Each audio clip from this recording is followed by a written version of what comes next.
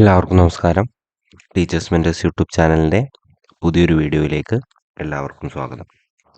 ഇന്ന് ഞാൻ വന്നിരിക്കുന്നത് 3ാം ക്ലാസ് ഇംഗ്ലീഷിലെ യൂണിറ്റ് 4 ബ്ലൂംസ് ആൻഡ് ബ്രീസിലെ ആക്ടിവിറ്റി 1 ആക്ടിവിറ്റി 1 എന്നുള്ളത് ഐഡൻറ്റിഫൈ ദ ലൈൻസ് എന്നുള്ളതാണ്. അതിനായിട്ട് ആദ്യം നേച്ചർ സ്പീക്സ് ടു മീ എന്നുള്ളൊരു കവിത കൊടുത്തിട്ടുണ്ട്. The beauty of the trees, the softness of the air, the fragrance of the grass speaks to me. The summit of the mountains, the thunder of the sky, the rhythm of the sea speaks to me.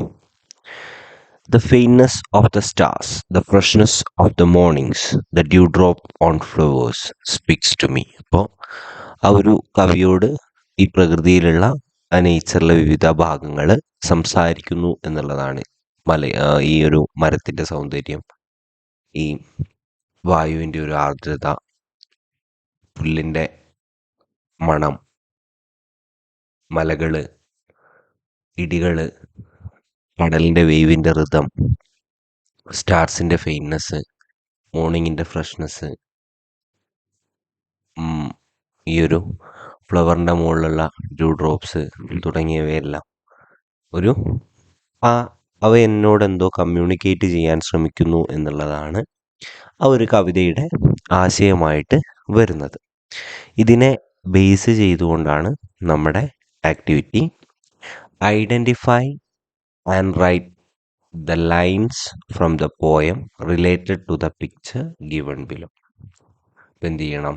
നമ്മൾ ആ poem വായിച്ചുകൊണ്ട് ഈ ചിത്രങ്ങൾ ഉപയോഗിച്ചുകൊണ്ട് identify ചെയ്യണം. അപ്പോൾ അതിൽ 3 ചിത്രങ്ങളാണ് കൊടുത്തത്. ഒന്ന് കുറച്ച് മരങ്ങളുടെ ചിത്രങ്ങൾ കൊടുത്തിട്ടുണ്ട്.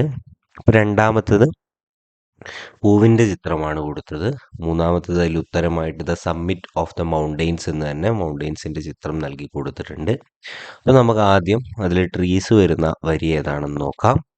The beauty of the trees എന്നുള്ളതാണ് ഫസ്റ്റ് വരി. അപ്പോൾ അതുമായിട്ട് ബന്ധപ്പെട്ടുള്ളതായിരിക്കും. ബാക്കിയൊന്നും ട്രീസിനെ മെൻഷൻ ചെയ്യുന്നില്ല. ഇനി ഫ്ലവറിനെ നോക്കുകയാണെങ്കിൽ 3ാമത്തെ സ്റ്റാൻസയിൽ നമുക്ക് കാണാം the dew drop on the flower എന്നുള്ളത്. അത് മാത്രമേ ഫ്ലവറുമായിട്ട് ബന്ധപ്പെടുന്നുള്ളൂ. അപ്പോൾ ആ 2 വരികളാണ് നമ്മളിവിടെ എന്ത് ചെയ്യേണ്ടി വരിക?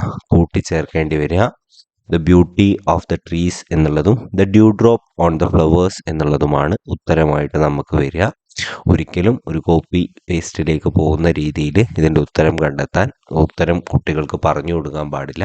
അത് കുട്ടികളെ കൊണ്ട് തന്നെ വായിപ്പിച്ചിട്ട് സ്വന്തമായിട്ട് ഉത്തരം കണ്ടുപിടിക്കുക എന്നുള്ളത് മാത്രമേ പ്രവർത്തനമായിട്ട് ചെയ്യാൻ പാടുള്ളൂ എന്നുള്ളത് നിർബന്ധമായിട്ടും ഓർത്തിരിക്കുക.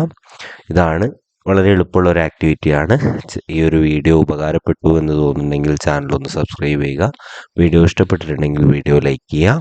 അടുത്ത ഒരു വീഡിയോയുമായിട്ട് വരുന്നത് വരെ thank you and have A nice day.